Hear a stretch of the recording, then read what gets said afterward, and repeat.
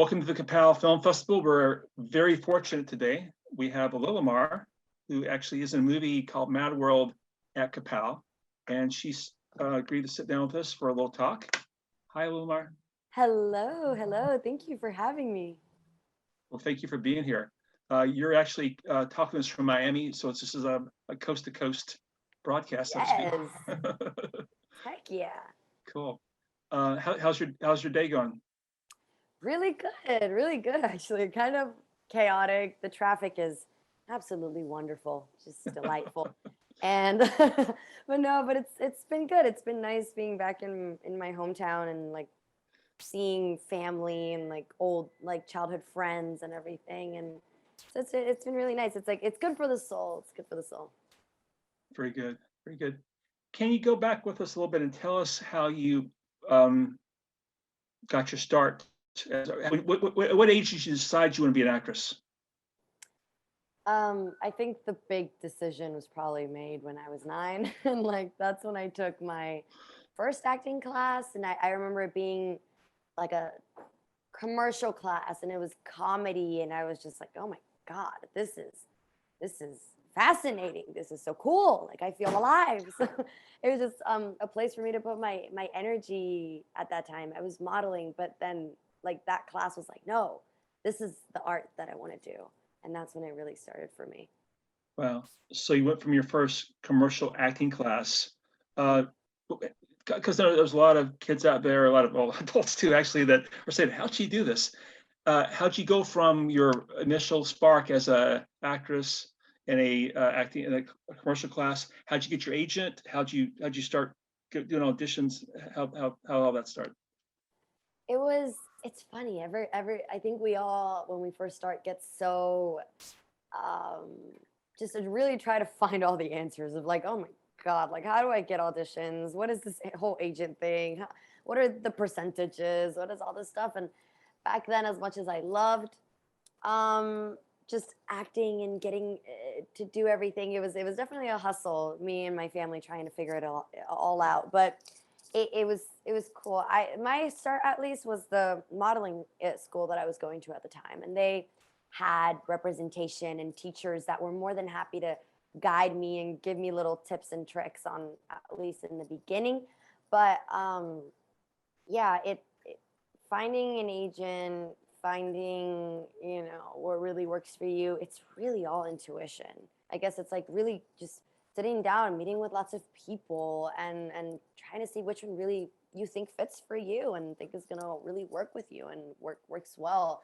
And it's trial and error. We met some horrible like it just doesn't work kind of agencies. I'm going to take 30% from your commercial work, and other agents that now for example, my team now, that's like, we're a team and we really have that same goal and we're working so hard towards it. So you really feel like you have a team together with you, backing you up. Do you remember how many auditions you went out before you got your first role or callback? Oh my God. I was still here in Miami back then. And back then, all there was here, well, still actually, is just commercial work and like soap operas. And I was not really interested in either. Like I just loved the work and doing it. But even when I was younger, I was very picky. I just had this intuition that I was like, no, that project's not good, or no, that doesn't speak to my soul. No, like blah blah blah. And this is my mom would be like, okay, but you're going. Like, not that she ever forced me or anything. If she saw that I wasn't comfortable, we never did anything. But she was like, you have to put yourself out there. You have to see these things. You have to learn these things. Sometimes a situation that you think, oh, it's going to be boring, it's not law, it's not, wondrous, it ends up being something that sets you off for something really great. So I did a lot of like just constant KFC auditions, Macy's, Toyota, like just different commercials, lots of trips, lots of very long traffic filled trips to Miami Beach for those. But I think eventually my first job was like being an extra in a KFC commercial. I was very excited about it. Wow. So then you start venturing out to more than commercials. You broke out and you went for television. Yeah. what was your what was your first uh, what was the first time that you booked something that you say, hey, I'm actually doing what I want to do? What was that first role for you? I think for me, mainly like the first role that really like sparked life into me, and it wasn't just a role that I was like, kind of excited about, or oh, I have a job. No, no, no. I was just really excited. Like, I love this character. I'm so glad I got this. It was my first job with Nickelodeon, and it was a pilot that never that one didn't get picked up, so that never came out. But it was the first pilot that I've ever done in my life. That was my first ever pilot in general, and it was this character. It was called Inner Diva, and I played 6 different versions of myself. So it was like, you know, how do I explain it? It was like this girl, in middle school, heading off to her first, I think, year of middle school, and she's like, "Gosh, who am I gonna be?" Like, and when she gets there, like, I have so many sides of me, and it's like, she almost was like like talking to herself, like her diva, super diva would pop up, her nerdy diva would pop up, her rock goth diva would pop up, all of these different stuff, sporty diva, blah blah blah, and I got to do it with like friends that I had made, and it was my first really really exciting job for a network that I had, for a long time at that age really dreamed of working with. So that was the first job that I was really really excited about. And then when did you move up to Bella and the Bulldogs? When did that happen? So in my first couple of months that I was in LA, because my what brought me to LA was, a open call casting that they did here in Miami, Nickelodeon. So And they work. Open calls work. You actually got brought out from that. yeah, funnily enough, because it took place. I remember vividly because it was on my birthday, and that was when the casting call was, and it was Nickelodeon came to town. They're looking for new talent, blah blah yada yada. And I told my mom, "Why are we going to that? Like, that's a scam. Like, it's probably just to like pay like $1,000 for like a class or something." I'm like, they're not, Well, I was like, what are they doing here? So it was like, I didn't want to go. My mom was like, you never know. Like, just go. Like, you already have the lines down. It's a fun scene. What more? Just, try it out. And if you don't like it, you don't like it. If you do, then great. So I was like, all right. So, went there, did the audition, got a call back then and there for 5 p.m. So then I, went out with my mom and my family, got some ice cream, and then came right back at 5 p.m. for the callback. And that was, to make a long story short, it was to put in this kind of 2 week improv program at Groundlings, which is a wonderful, wonderful school for improv and comedy in LA. And we did a showcase. Like, after the 2 weeks, we did a showcase, and we put together the showcase for all 12 kids of us and for the Nickelodeon executives. And back then, we took the decision of like, okay, this is not going to be it though. We can't just expect something to fall on our lap from this. So I was like, let's try and find an agent or a manager through the friends that I've made already, and let's see if we could stay like 2 months, 3 months, and see what happens. And tried our best. So then those first 2 months were just like only auditioning for Nickelodeon. And luckily, one of the auditions for Nickelodeon that I did worked, and I got booked for 2 pilots. And Bella and the Bulldogs was one of those, and that was the one that got picked up. And the rest is history. I like it. I like it. When you start working on Bella and the Bulldogs, how did you were cast? How did it feel to be actually in the studio, having a part, having your name on the title? What kind of film was that actually when you actually made it at that point? It's like I got it serious.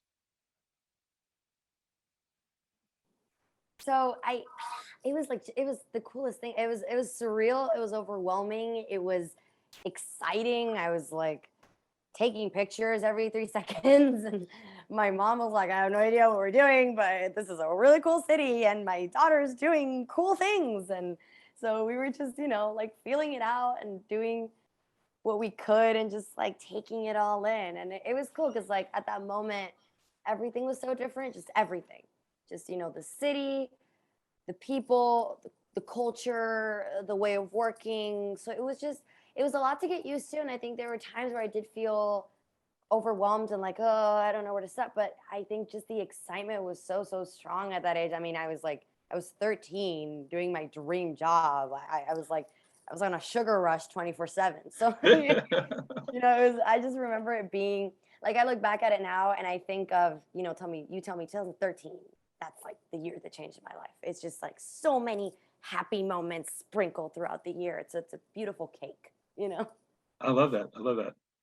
And then after that, you had the Spirit Riding Free, Night Squad. Yeah. Anything in that era that you want to mention? Um, yeah, I mean, Night Squad was my second show with Nick. That was just really fun. I mainly from that was apart from meeting wonderful people and the fun of doing a show. I got to learn a lot of stage combat, and that just stuck with me because I that's where I found out that I was like, I love stage combat. I love kicking and punching. I love using the spear.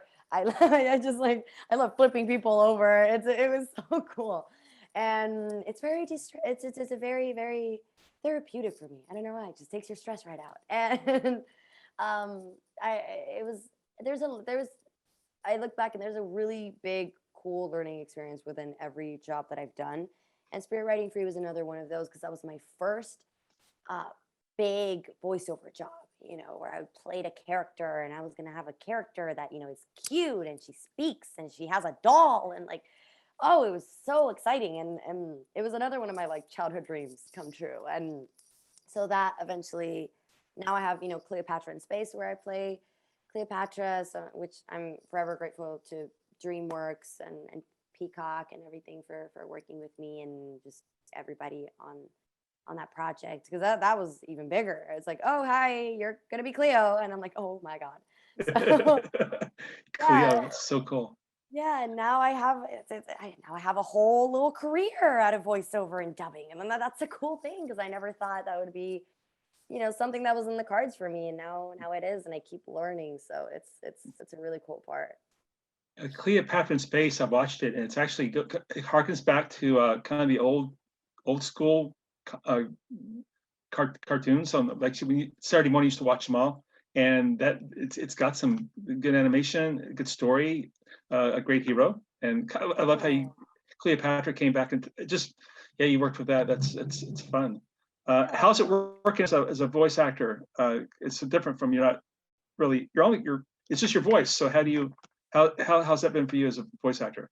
It was it was really interesting at first, just finding that there's a whole just science behind it. There's a whole process behind it of character. It's and it's helping with just my live action acting as well because you never, or at least before I started doing voiceover work, I never really quite like understood or even realized just how much there is in a person's voice, the way you speak, the way you pronounce things, the way your speed, the graveliness or the deepness or the high or the whatever, and how much you can convey just through voice.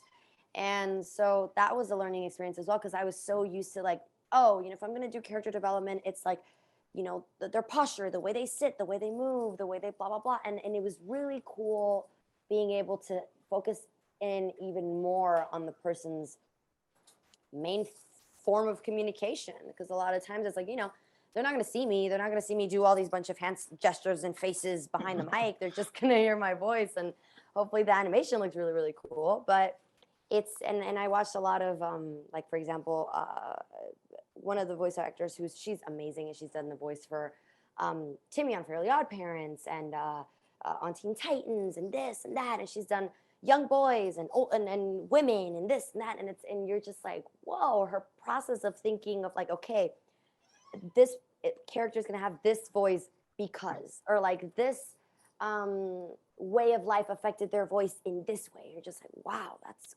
crazy to think. So it's been a really cool learning experience. Lots of good learning experiences. I'll say. You had a lot of learning experiences because you actually were cast in Hubie Halloween with Adam Sandler. Came out last year. Yes. How that happened, and tell us how it was working with Adam Sandler, working on this actually a movie set. Tell us a little bit about that.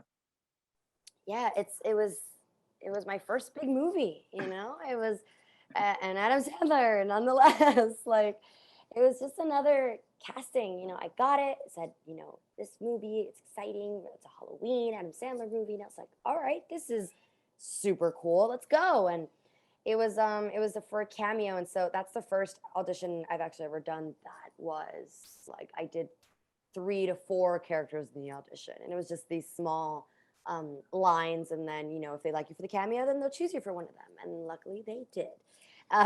They came back, I think maybe like a month later, like just weeks later, that I had thought, we never really heard back, so it's like I didn't think much of it. You know, it's like okay, you know, I did my best, I had fun.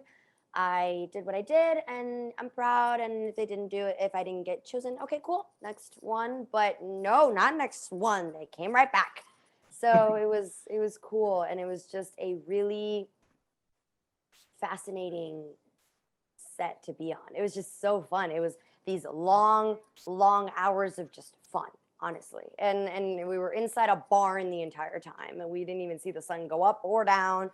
And we didn't know what time it was. I didn't check my phone at least, like not even once. And I would go back and I'm like, oh my God, my friends are thinking I'm dead. But in the middle of like a cornfield in Salem, and I'm like, no, I'm having fun.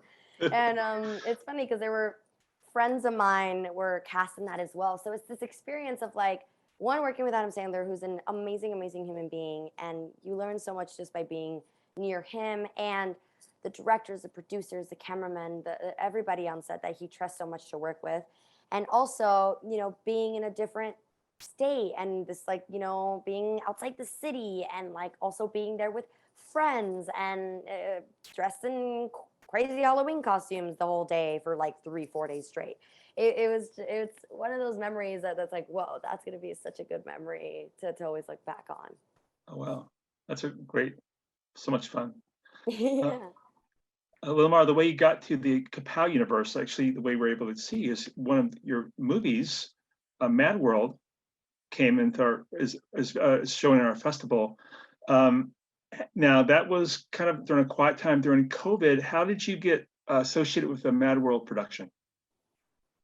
So, Grace, one of our wonderful directors, I actually had been friends with Grace for like a 2 years or something like that, and we always kind of kept up with each other, our projects, and she was just wonderful enough to think of me for this, and I was so happy to just be, because you know it was a rough time for everybody. You know, it was really mid pandemic, and things weren't going as well, and things looked really rough, and you know there's not a lot of work going on, and then it's just, you know, Grace and Lori came to be just a ray of sunshine for all of us. And so, you know, once they came up with that, and they presented it to us, and they showed the script to us, and they showed the mood boards and who they, you know, we met the team. It was just, it brought life back into everybody. And I was lucky enough to just be be thought of for this mob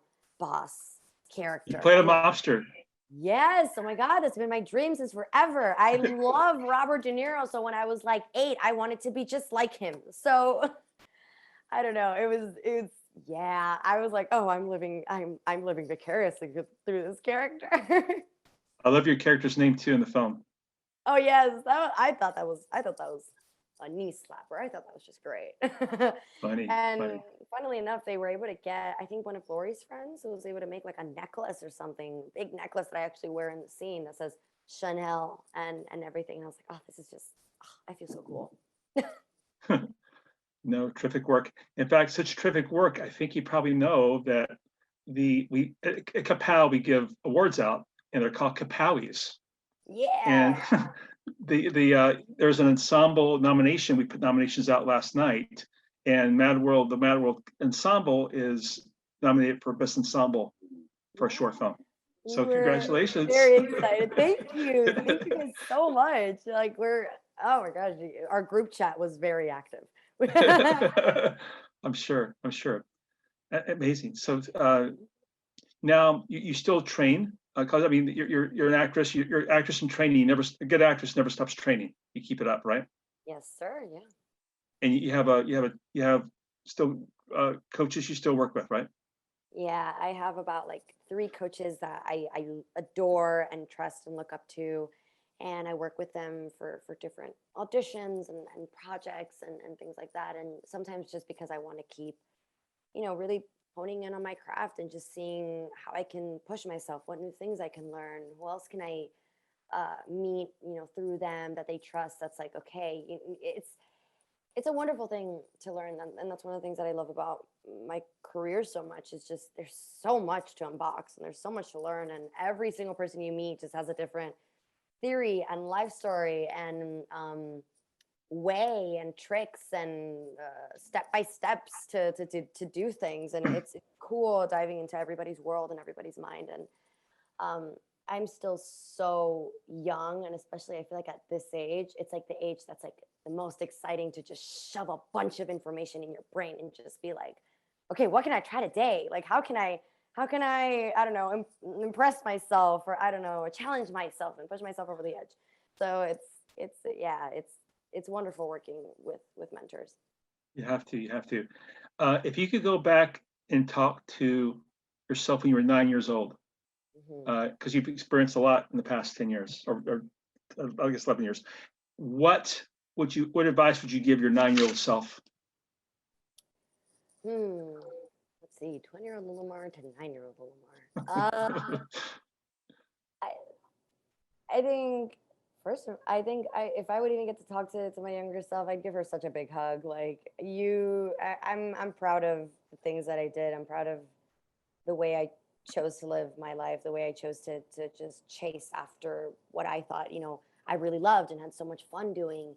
And because it's just the life that I've lived until now, it's like, wow, I've learned so much. I have met such wonderful people, and I'm sitting right here being able to talk about the fact that I turned my biggest passion into a job, and I hopefully get to do this for the rest of my life. And but I think I just tell her to really, really enjoy every moment. I think there are moments where like I was stressed, and I still am very hard on myself and very perfectionist and like, but there's a lot of magic in mistakes. There's a lot of magic in mistakes and taking risks. And a lot of times it's like we just have to not be so careful and not be so uptight with it and strict and like word for word. And um sometimes we just really have to just dip our feet into things and just be like, okay, hey, what's gonna happen? Let's see. Not so much of that mentality of like, oh, what if I look ridiculous or what if I fail, but more so of like, what if I end up doing something really cool? What if I win? What if I don't know, learn something new and make new friends, and I don't know, make a memory that's gonna last me forever. So I definitely would tell my younger self to take more risks. More risk, more risk. That's Hmm. beautiful.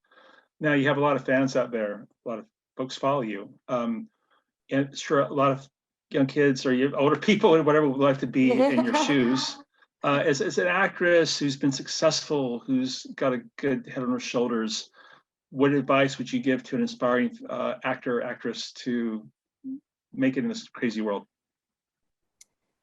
um I think the industry itself, or this career, is just so big and very complex, and there's a whole ton of people you're going to meet, people you don't like, people you love, people who don't want you to succeed, people who want you to be on top of the world. And it changes constantly, and there are things you're going to agree with, there are things you're not going to agree with, there are things that you're going to feel misunderstood, you're going to feel not appreciated, you're going to feel so many things. But I think if you, for any young actor or any experienced actor, or anybody that this applies to, there's if this is what you love, if you feel good doing it, if it just feels right, you feel at home doing it, you feel like immersed, and this is what you were born to do, and this is your purpose. Be sure of that. Be really sure of that. Just say, yeah, you know what? This really is what I love to do. So I'm going to go 100% in it. Don't, you can be realistic, you can be practical, and you can do all these things, but you can't lose your love for it. And you can't think that just because it's hard or because it's glamorous or because it's so out there, I'm not going to be able to do it. Anybody is able to do it. There's so many people who had crazy stories and crazy backgrounds, and they made it. So if they made it, why can't you? So I think if this is something you really, really love, you're going to be able to work through it. It's going to be a lot of hard work, but I think you're going to enjoy the hard work. So just be persistent. Be very persistent. Don't stop. Don't think a dream is too big. Don't think a goal is too much. Just really set it up for yourself, manifest it, work hard for it, and don't discourage yourself. Just really, really know that it's what you love, it's what you're meant to be doing. Great. I love that. Great advice. Great advice. Yay. Well, your future, I think is unlimited. Where do you see yourself in 10 years? What do you think you would be doing? What kind of projects would be working on? What do you think? I always get really excited about the future, actually. As much as I have learned to live more in the present and just be very grateful on the day-to-day things, I think from now, like in 10 years, hopefully, um, I'll have done just more things off my bucket list. Small things like finally doing my first anime voiceover job, or like I don't know, doing my first horror film, or maybe doing more short films like this that are experimental and have something to say and really, really make me feel like I'm playing a character that challenges me and that I love.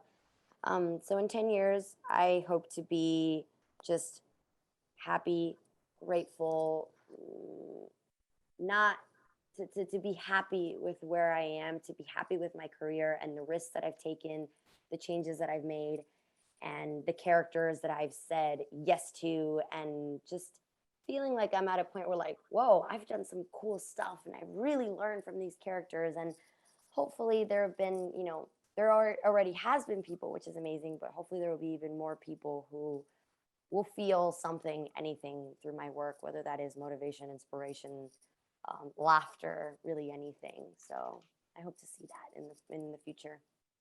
I kind of think you will. I kind of think you will. Thank Lilimar, this is Kapow Intergalactical Film Festival, and you. we have a really cool parking garage here. In our parking garage, we've got a DeLorean from Back to the Future, and we're able to take you for a ride back in time. We can go to any movie set in the history of film that you want to go to, and you can have a part on the film, or you can just visit it. What film set would you want to go to? Oh my God. There's already been like some popping up, like jeez. There's like specific. I mean, if I could genuinely be fully immersed in the Mad World, like worlds, first of all, just slipping that in there, that would be great. That would be really cool. I'd love to have that Alice in Wonderland type of switch from world to world, from purse to purse. But gee, what can I think of? It's weird. I think of any set like that I'm thinking. There are definitely older movies like I mentioned before when we were speaking, like Casablanca, or like yeah, stuff like that, or like any like classic like black and white movie you can think of. I just want to be on the set just to see how it was back then, how things worked, like the sets, the cameras, the makeup that they used back then. Everything was so different. So I'm like, I just want to have that experience of like, whoa, it's so different from what we're doing now and the equipment we use now, and so that would definitely be really fun. Immediately I think of really big, wondrous, like crazy worlds, and I for some reason thought of this 2010, I think it was 2010 movie that I watched, which I like to say it's basically like a kid's horror film, and I love anything that slips into that genre. But Coraline was it's just amazing. I think it's amazing. I think it's a beautiful movie. And I don't know why I want to slip into that world and see it for myself. Just the way it was made, the artist that created it, oh my God, like a standing ovation. It made my childhood, that movie. I remember watching it with my grandma when it first came out, and it was so cool. I want to go through that whole, tunnel of colors and see that garden and everything. Obviously, the other world is horrifying and the other mother is terrifying, but the world itself is beautiful. I would love to experience that garden. But That's some of the stuff I can think of. But realistically, just set wise, I would love to be in an old Hollywood set. Uh, I know because we talked about this before. You're a study of film. You know history of film. You've seen other, but for the back in the era, the 40s, 50s, 30s, 60s. Mhm. Who's actors or actresses you really admire? The first one I really, really got interested in, beautiful, timeless, a classic. Everybody loves her. Audrey Hepburn. She's just gorgeous Good and choice. beautiful. And I think, without diving more into all of the people before I start saying, oh, I love this person, but wait, I love this person, but wait, I love this person, I'll focus in on one. That was my first, because of her and because I saw, Breakfast at Tiffany's that one day, I was like, let me go in this loophole and really, really get into Hollywood's old history and all the movies that were done before, many years before. So it's started with her. She fascinated me. She still does. And yeah, that I think that's the one that comes to my head that I'm like, whoa, I really admired her, how graceful she was, how funny, how timeless her work is. That's a great choice. That's a great choice. Uh, You've been delightful. Thank you so much for being with Oh, us. thank you Um, so much. This was so fun. This is so nice. I mean, I just got off like a really crowded highway and like had to catch my breath. So this conversation was just very nice to have. It made Very me feel sweet, very really sweet, happy. very sweet. Southern Big's coming up in about 3 months. You've got your 21st birthday. Uh, Yeah. Congratulations. 80 special plans that you can tell us about or something you want to do? Or what do you think? If you're 21st, you got to do something cool. Right. I mean, gosh, I want to do something cool. I want to be able to do something cool. Like, I don't know, at least, geez, have a freaking glass of rosé or something. I don't know, like go with friends. I don't know. I mean, with the pandemic and everything that's going on, I just at least hope that we're in a much better place by June. I hope that summer feels summery. I hope Mhm. that we're breathing lighter air, where the vibrations are higher. I don't know, but I just hope I, get to spend it with family, whether that is, I think the most I could ask for is be at home, be with my family, and my grandma makes me one of her famous baked potatoes. If I can't do anything luxe, if I can't do anything huge, if I can't have a party or see a bunch of my friends, then I at least want one of my grandma's baked potatoes. What's good about her baked potatoes? What's special? What isn't? Oh my gosh, it's so good. It's a classic. It's just done so well with so much love and like bacon and sour cream and cheese and chives. It's comfort food. Awesome. Say, what's your grandma's name? My grandma's name is Liliana. Liliana. Wow, beautiful. Hmm. Say hi, Yeah. Liliana. Will do. She was actually here in just a second. She dropped like a pot or something. She looked at me like, oh my God. Oh my God. Your mom and your grandma, all your family must be proud of you. So again, thank you for your time. Thank you for coming to Kapow. You might even get a Kapowie. Who knows? That'd be amazing. Fingers crossed. Thank you guys so much for having us be a part of this and sharing this excitement and being nominated. Really, it's already made it's already a huge part of our 2021. It's one of those things that made us really happy. So, and I'm very Awesome. thankful that I got to have this conversation. Wonderful. You're delightful. Thank you so much. Thank you so much. Thank you. Wow.